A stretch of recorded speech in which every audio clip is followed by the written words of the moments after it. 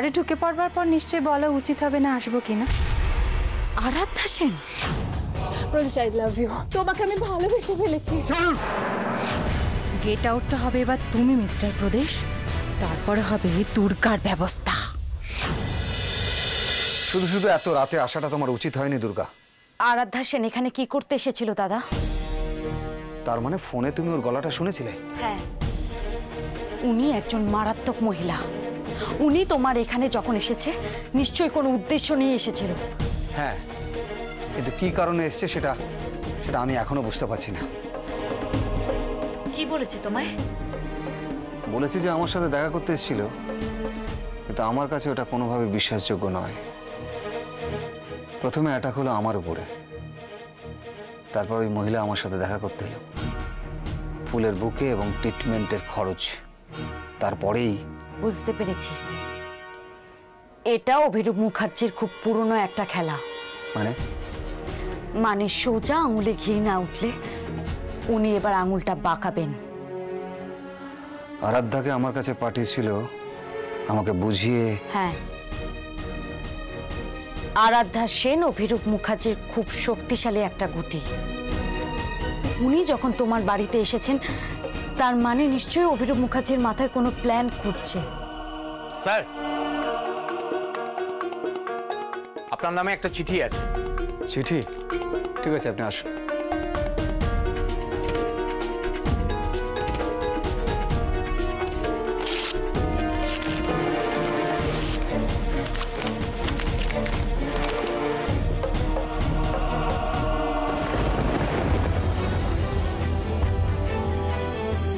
এটা কিসের চিঠি দাদা?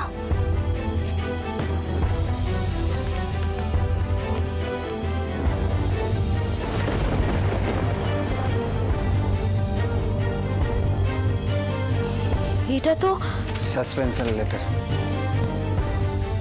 ডিপার্টমেন্ট থেকে আমাকে সাসপেন্ড করা হয়েছে দুর্গা। কিন্তু কেন দাদা? তুমি তো কোনো অন্যায় করনি, বরং অভিরূপ মুখার্জি লোক দিয়ে তোমাকে। চিঠিটা ভালো করে পড়ে দেখো দুর্গা। আমার বিরুদ্ধে ঘুষ নেওয়া, মহিলাদের অসম্মান করার অ্যালিগেশন দেওয়া হয়েছে। এরপর তদন্ত হবে, তাতে যদি আমি দোষী সাব্যস্ত হই তাহলে কপালে দুঃখ আছে, না হলে এই বাড়িতেই আমাকে। এত তাড়াতাড়ি ব্যবস্থাও নিয়ে নিল? আরাধ্যা সেন এখানে কেন এসেছিল তার কারণটা এখন পরিষ্কার হলো। কথায় আছে না, চোর চার মুলুক তার। বুঝতে পেরেও তো কিছু করার নেই দুর্গা। আমরা যারা পুলিশের চাকরি করি তাদের নিজেদের একটা পা সবসময় লকআপের ভিতরে থাকে। আমাকে তো কিছু করতে পারেনি, তাই ওরা এইভাবেই। তুমি চিন্তা করো না দাদা, তোমার এই অপমানের জবাব আমি ওদের দেব। না না দুর্গা, ওরা এখন অ্যাডভান্টেজে আছে। তুমি কিছু বলতে গেলেই তুমি বিপদে পড়তে পারো দুর্গা। নতুন করে বিপদে পড়ার তো কিছু নেই দাদা। আমার বাবা আমাকে শিখিয়েছে অন্যায়ের প্রতিবাদ করতে, আর আমি সেটাই করব। কি করবে তুমি? এবার আমি নিজে হোম মিনিস্ট্রির সাথে কথা বলবো।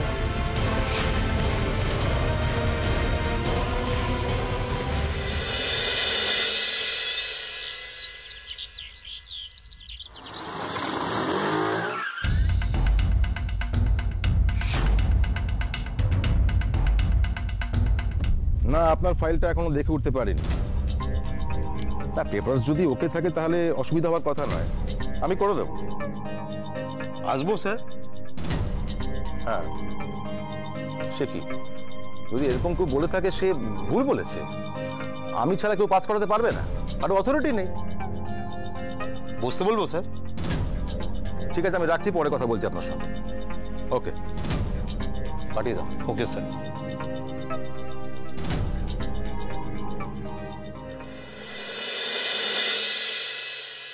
আসবো স্যার।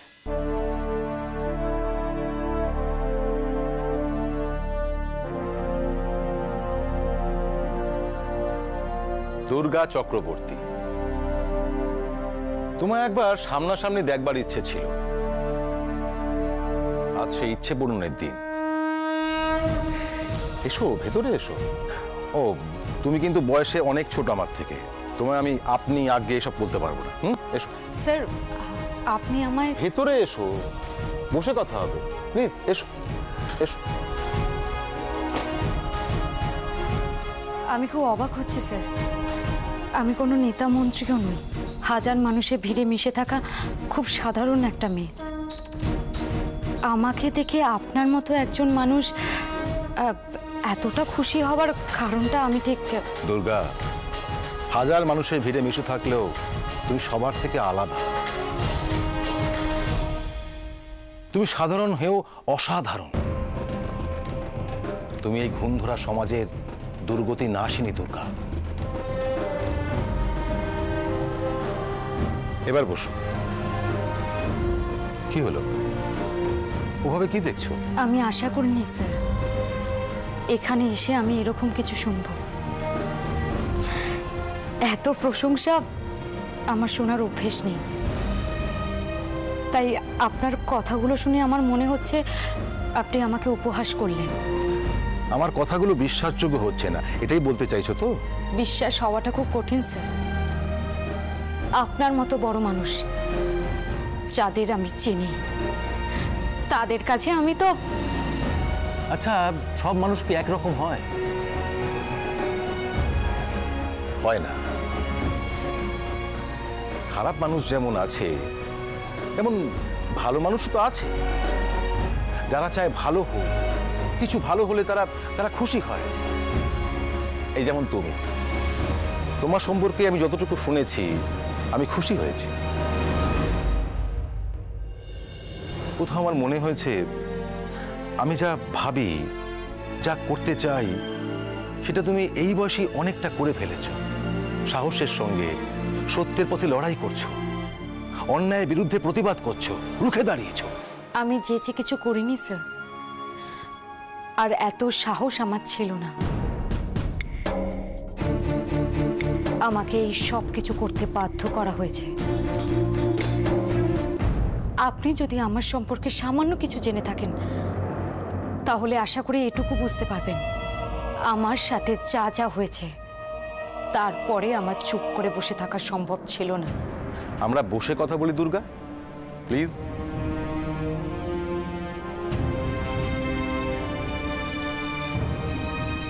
প্লিজ দুর্গা, বসো। স্যার, এক মিনিট, বসো।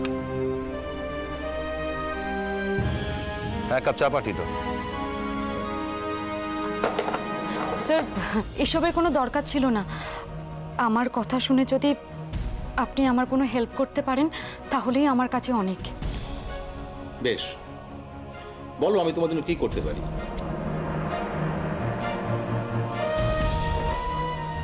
আমি খুব হতাশ।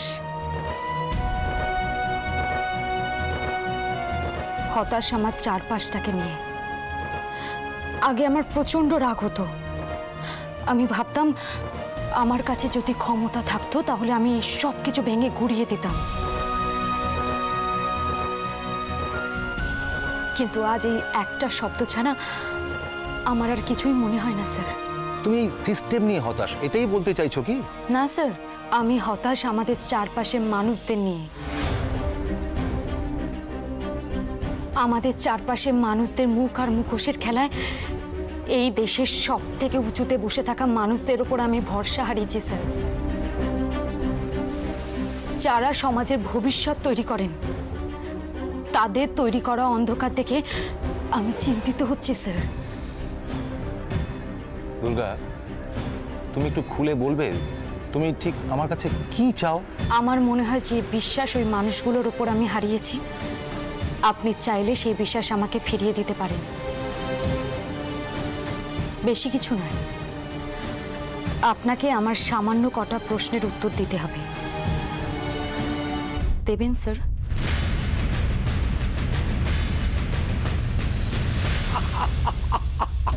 তাহলে ব্রজ, সৎ পুলিশ অফিসার প্রদেশের এখন বিশ্রাম, লম্বা ছুটি। সেটাই তো হওয়া উচিত ছিল, কিন্তু অনেকটা দেরি হয়ে গেল। হ্যাঁ, দেরি হলেও বুঝবে যে অভিরূপ মুখার্জি পেছনে লাগার ফল কি হতে পারে। আমাকে আইন দেখাচ্ছে। তো ওরা গেছে কি কি কেস দিয়েছে?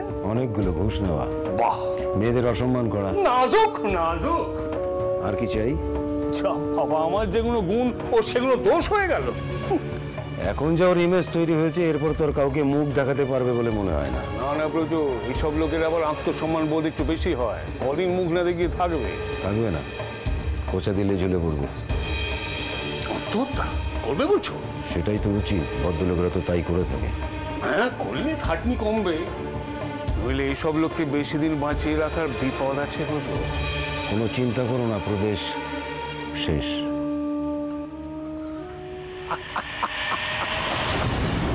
হয়তো আমি একটু বেশি কথা বলে ফেলেছি স্যার, কিছু মনে করবেন না। আসলে পরিণতিভাবে কাজ করা আপনাদের মতো নেতা মন্ত্রীদের কাজ।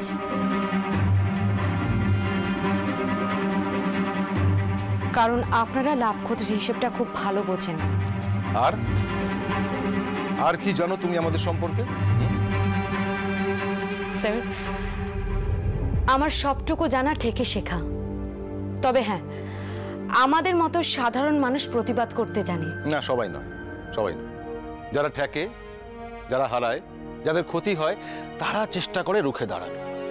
ক্ষতিগ্রস্ত তো সাধারণ মানুষ সবাই, কোথাও না কোথাও, কোনো না কোনো ভাবে। হ্যাঁ, এক একজনের প্রতিবাদের নিয়ম এক এক রকম। ঠিক বলেছ, ঠিকই বলেছ। তাই তারা নির্দ্বিধায় হাজারে হাজারে প্রাণ দেয়, আর তাদের বলিদান আরো ক্ষমতাবান করে তোলে অভিরূপের মতো মানুষদের।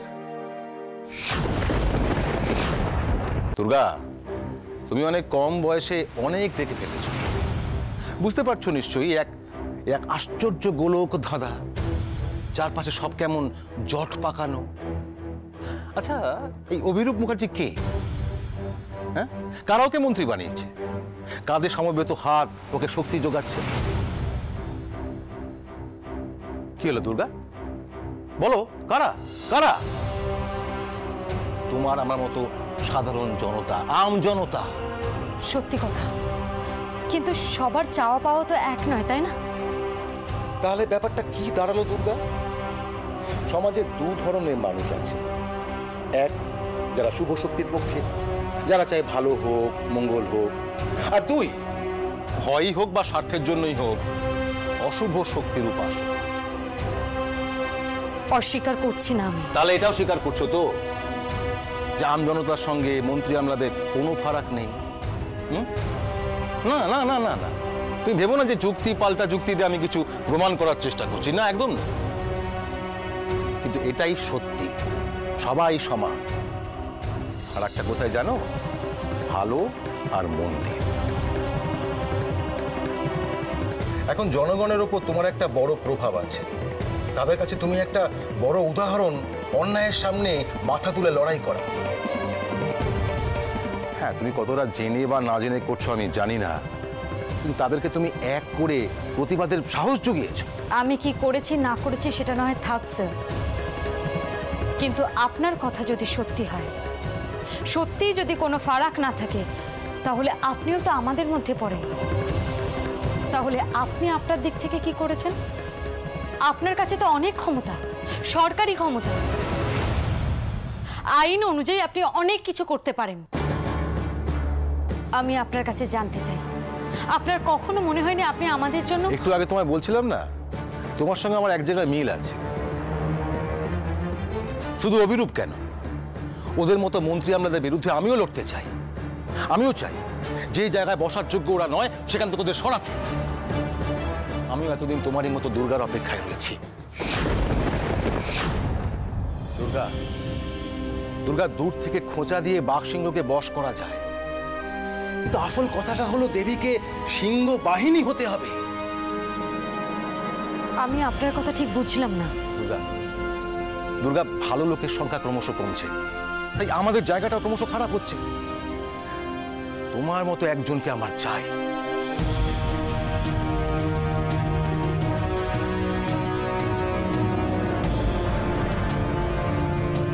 দুর্গা, আমি সিরিয়াসলি বলছি, রাজনীতিতে তোমার মতো একজনকে আমার চাই। এই পুরো ব্যাপারটাকে আমি ঘেন্না করি স্যার।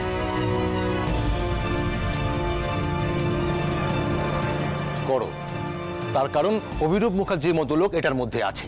সেটা না হলেও রাজনীতি নিয়ে আমার কোনো ইন্টারেস্ট নেই। আপনি কি করতে পারেন তার উত্তরে আপনি আমাকে বলছেন আমি কি করতে পারি। এত কথা শোনার পর আমি আপনার কাছ থেকে এই কথা আশা করিনি স্যার। ভালো কিছু করার জন্য ক্ষমতার প্রয়োজন দুর্গা, আর সেই ক্ষমতা তোমাকে দিতে পারে অভিরূপের মতোই জায়গা। স্যার দেখুন আপনি আমায় দুর্গা, সত্যি কথা কি জানো? যেদিন থেকে তুমি ওই লোকটার বিরুদ্ধে রুখে দাঁড়িয়েছো, অভিরূপ মুখার্জি, তুমিও রাজনীতির মঞ্চে পা দিয়েছো। হ্যাঁ,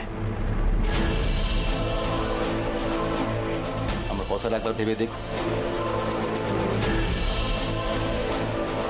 তুমি খুব ভালো করেই জানো যে তোমার একার লড়াই আর তোমার একার লড়াই নেই, তার মধ্যে জড়িয়ে গেছে লাখো লাখো মানুষ। তুমি তো তাদেরও ভালো চাও, কি চাও না?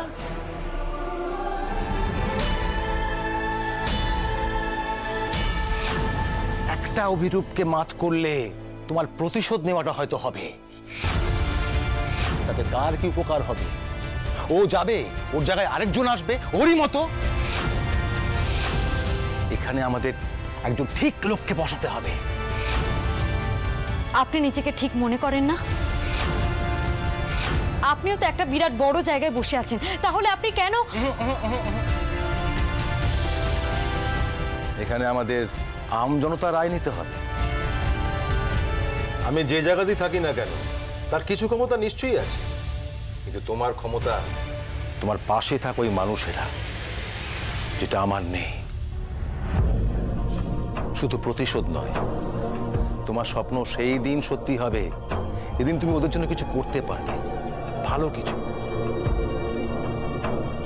কেননা তুমি তো লাভ ক্ষতির হিসেব করে ওদের জন্য কিছু করবে না।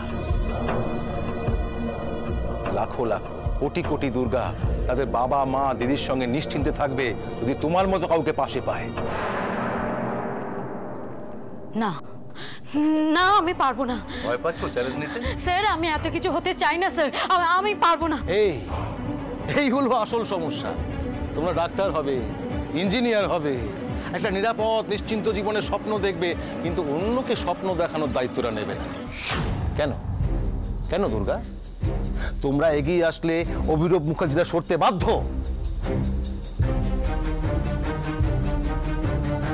ভালো মন্দর মধ্যে ভালোটাকে বেছে নেওয়ার সুযোগ দাও। আমরা এখানে কাকে ভোট দিই? যে কিনা একটু কম খারাপ তাকে। ভালো কোথায়? এখন আমাদের প্রয়োজন একজন ভালো মানুষের। চলে যাব, তবু যতক্ষণ দেহে আছে প্রাণ, প্রাণপণে পৃথিবী সরাবো জঞ্জাল। এ বিশ্বকে শিশুর বাসযোগ্য করে যাব আমি। নবজাতকের কাছে আমার দৃঢ় অঙ্গীকার। দুর্গা, আমি তোমায় জোর করছি না, আমার মনে হলো এই কথাগুলো জানানো তোমাকে দরকার, তাই বললাম। আসলে তোমাকে দেখে আমার কথাগুলো বলতে ইচ্ছে হলো। ভাবো, তুমি ভালো করে ভাবো। আর হ্যাঁ, প্রদেশের ব্যাপারে বলি, ওকে নিয়ে তুমি একদম টেনশন করো না। এখন যা সিচুয়েশন, ওর কয়েকদিন ডিউটি থেকে দূরে থাকাই উচিত। কেন স্যার? দাদা দূরে থাকলে সিচুয়েশন? না, সব কথার উত্তর দেওয়া আমার পক্ষে সম্ভব নয়। সময় মতো তুমি উত্তর পেয়ে যাবে। স্যার আপনাকে একটা রিকোয়েস্ট করব। হ্যাঁ বলো না, কি রিকোয়েস্ট? স্যার আমি যে এনজিওতে থাকি, মানে নারী নিকেতন, ওই জায়গাটুকু আমাদের মতো মেয়েদের সামান্য আশ্রয়। প্লিজ স্যার, ওই নারী নিকেতন ভেঙে ওখানে শপিং মল করতে দেবেন না। শপিং মল মানে?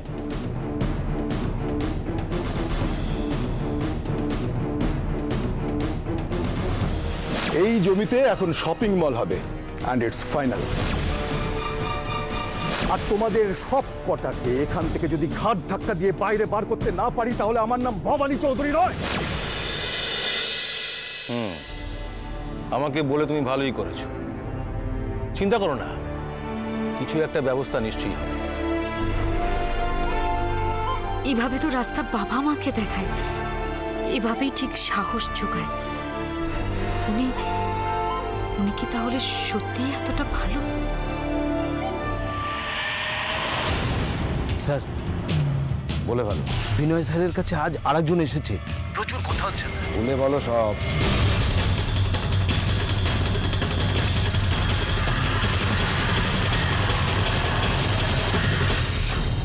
দুর্গা,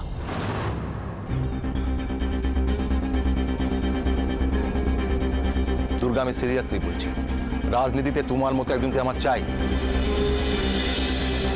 যেদিন থেকে তুমি ওই লোকটার বিরুদ্ধে রুখে দাঁড়িয়েছো, অভিরূপ মুখার্জি, তুমিও রাজনীতির মঞ্চে পা দিয়েছো। লাখো লাখ, কোটি কোটি দুর্গা তাদের বাবা মা দিদির সঙ্গে নিশ্চিন্তে থাকবে যদি তোমার মতো কাউকে পাশে পায়।